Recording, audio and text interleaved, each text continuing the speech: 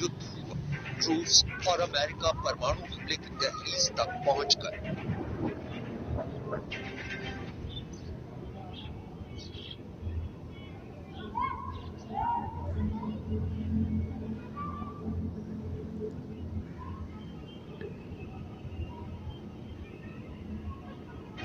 Taiwan पर तनाव बढ़ा, चीन और जापान के बीच।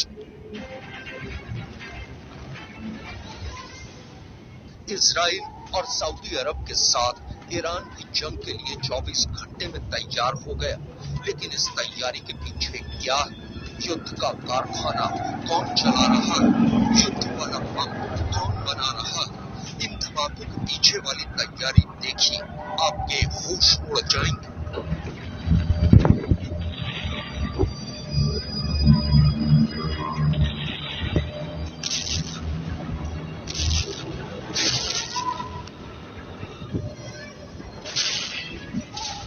यूक्रेन में युद्ध के लिए रूस को ड्रोन सप्लाई करने वाला ईरान अब ताजिकिस्तान में ड्रोन फैक्ट्री खोल रहा है। इजराइल ने अपनी कंपनियों से कहा है कि वो लंबी दूरी वाले स्टेल्थ ड्रोन बनाए। ज़ेलेंस्की ने भी डिमांड रखी है। ज़ेलेंस्की को अब नेवी वाले ड्रोन चाहिए और उन्होंने 10-20 नहीं 100 से ज्यादा ड्रोन की डिमांड रख दी है। इन 3 खबरों में सबसे ज्यादा चर्चा में ईरान की ड्रोन फैक्ट्री है।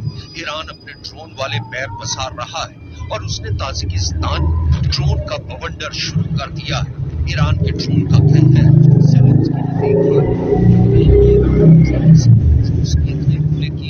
ज़ेलेंस्की का बंकर भी टारगेट पर आ गया। पुतिन को ईरान के ड्रोन से गजब की ताकत मिली है। अब ईरान उसी ड्रोन पावर के लिए सेंट्रल एशिया को अपना नया बेस बनाना चाहता है।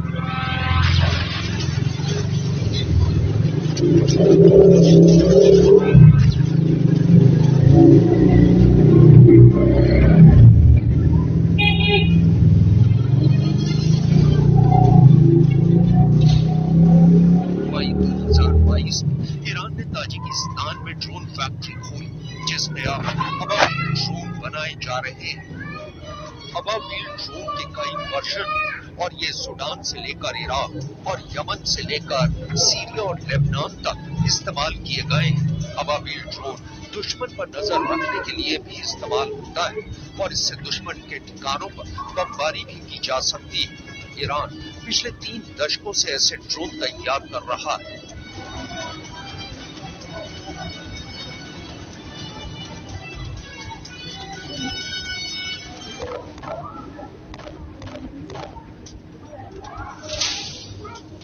इनमें अबाबील 1 ड्रोन सुसाइड हमला करता है।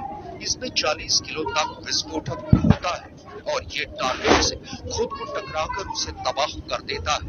अबाबील 2 एक सर्विलांस ड्रोन है जो दुश्मन पर निगाह रखता है और ये 30 किलो का वॉरहेड लेकर उड़ सकता है। अबाबील 3 की रफ्तार 200 किलोमीटर प्रति घंटा है। ये 100 किलोमीटर के दायरे में 5000 मीटर की ऊंचाई तक ऑपरेट करता है। ये रात में भी अपने टारगेट पर हमला कर सकता है।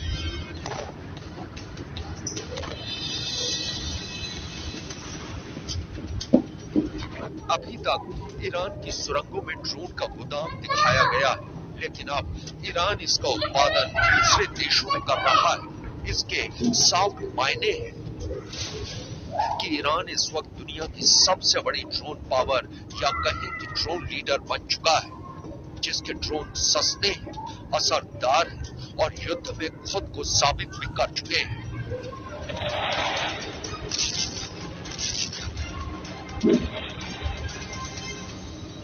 यूक्रेन युद्ध में ईरान के ड्रोन का खौफ कितना ज्यादा है, ये खुद वहां के राष्ट्रपति व्लादिमीर ज़ेलेंस्की से बेहतर कौन जानता है।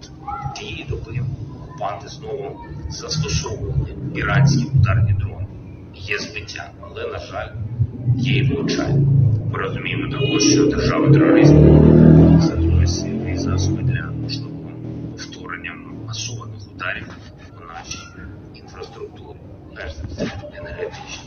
Зокрема, для цього Росія знадобилися іранські ракети. Ми готуємось до відповіді. दरअसल पुतिन ने अपने क्रूज मिसाइल और ड्रोन हमलों से यूक्रेन के बिजली घरों को टारगेट किया है ताकि जेलेंस्की को पता चले कि रूस चाहे तो उसे घुटने के बल बैठने पर मजबूर कर सकता है। Проведения на нашей территории терактов, ответы со стороны России будут жесткими и по своим масштабам будут соответствовать уровню угроз, создаваемых российским лидером. पुतिन ईरान के ड्रोन खरीद कर बहुत खुश है। पुतिन की फौज लगातार ईरान के ड्रोन इस्तेमाल कर रही है। कीव और खार्किव में जब पुतिन दबाव में थे तब ईरान के ड्रोन ने ही जेलेंस्की को 2 दिन के अंदर खामोश कर दिया। 8 अक्टूबर को जब क्राइमिया ब्रिज पर बम धमाके से हमला किया गया था, उसके 2 दिन बाद 10 अक्टूबर पुतिन का गुस्सा कीव पर उतरा। तब पुतिन ने ईरान से खरीदे शाहिद 136 ड्रोन से जेलेंस्की को मुंहतोड़ जवाब दिया।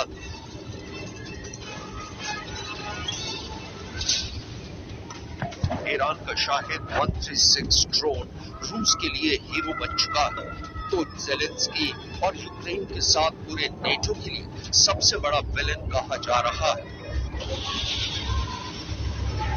8 अक्टूबर सुबह 6:07 का ये वीडियो देखिए, जब रूस को क्राइमिया से जोड़ने वाले पुल पर बहुत बड़ा धमाका होता है। क्राइमिया से रूस का संपर्क टूट जाता है।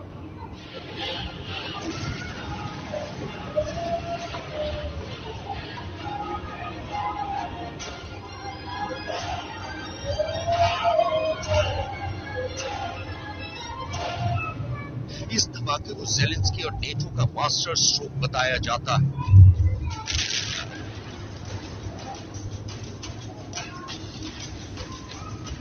पूरी दुनिया में रूस और पुतिन का मजाक बनाया जाता है। पश्चिमी मीडिया पूछती है कि इस हमले के बाद करीब है।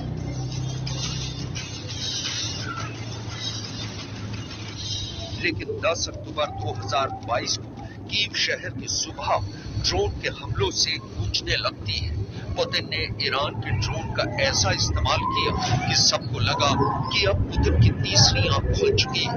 दुनिया देखती है कि कीव शहर कैसे धमाकों से गूंज रहा है, कैसे पुतिन की मिसाइल और ड्रोन जेलेंस्की के फेवरेट शहर को तबाह कर रहे हैं।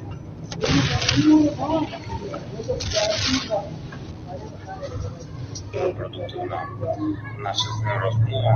Отже, розмова маємо підтвердження від пані президентки щодо макрофінансової підтримки для України до кінця цього року і в наступному році. Обсяг і деталі цієї програми будуть представлені нашими європейськими друзями вже на тижні, що починається.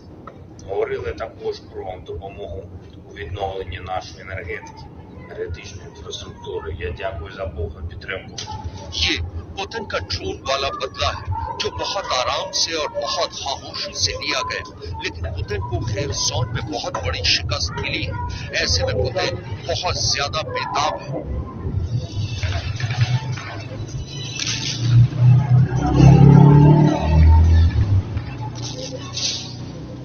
अब पुतिन को चाहिए 100-200 नहीं बल्कि 2500 ऐसे ही ड्रोन जो जेलेंस्की से खेरसॉन वाला बदला ले सके।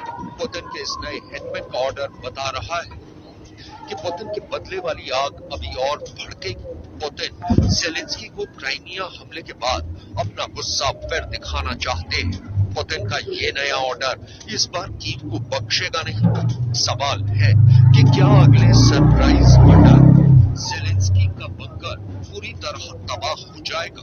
जेलेंस्की के सीक्रेट अड्डे पर पुतिन के हिटमैन का हमला कैसे होगा, इसी पर अमेरिका से लेकर ब्रिटेन और जर्मनी तक नेटो का हर देश बहुत गौर से सोच रहा है।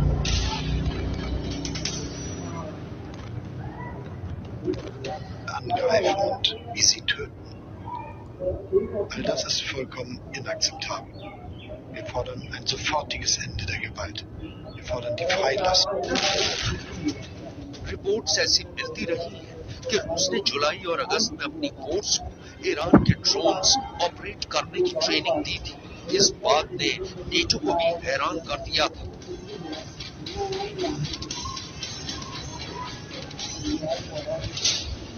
रूस की फौज को जिन ड्रोन के लिए ट्रेनिंग दी गई उसमें मुहाजिर 6, शाहिद 129 और शाहिद 191 ड्रोन भी शामिल है। ये ड्रोन सर्विलांस के साथ दुश्मन पर बम गिराने का काम कर सकते हैं। इनमें शाहिद 136 वाकई बहुत खतरनाक ड्रोन है जो अकेले हमला नहीं करता बल्कि एक साथ कई ड्रोन लॉन्च किए जाते हैं। ये आत्मघाती ड्रोन है। इन्हें ईरान का कामिकाज़े ड्रोन कहा जाता है जो यूक्रेन की पोजीशन पर अटैक कर रहे हैं। ईरान एक बड़ी ड्रोन शक्ति के तौर पर उभरा है लेकिन वो इस इलाके में अकेला नहीं है। और इनको बेशक ईरान से ड्रोन मिले हैं लेकिन इस इलाके में बड़े ड्रोन मेकर और देश भी हैं।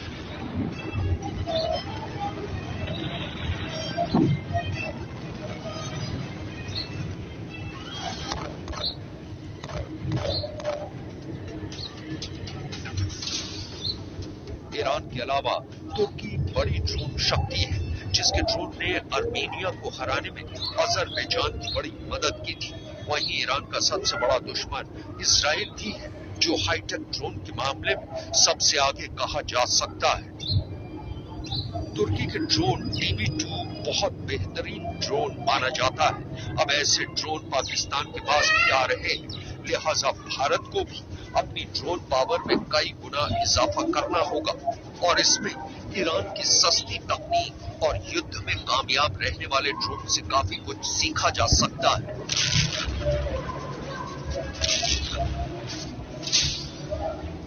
ईरान ने न सिर्फ ड्रोन बनाए बल्कि उनकी सप्लाई लेबनान में हिजबुल्लाह को की, यमन में हूथी विद्रोहियों को की और गाजा में हमास को भी ड्रोन सप्लाई किए हैं।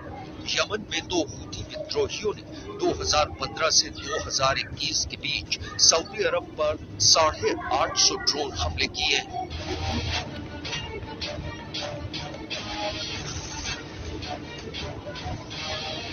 यही वजह है कि इजराइल बहुत चौकन्ना हो गया है। इजराइल की वायुसेना पहले ही सीरिया में ईरान की ड्रोन फैक्ट्री को तबाह कर चुकी है। सीरिया से ही ईरान लेबनान और फिलिस्तीन में अलग अलग रास्तों से ड्रोन सप्लाई करता रहा है। ईरान के ड्रोन शाहिद 136 ने यूक्रेन युद्ध में बहुत नाम कमाया, लेकिन इजराइल ड्रोन के मुकाबले ईरान के ड्रोन तकनीकी रूप से ज्यादा मजबूत नहीं माने जाते। लेकिन ये भी एक सच है कि ईरान के ड्रोन की लागत किसी भी इजरायली ड्रोन के मुकाबले 10 गुना कम होती है। हालांकि इजराइल की ड्रोन टेक्नोलॉजी से अमेरिका ने भी काफी कुछ सीखा है।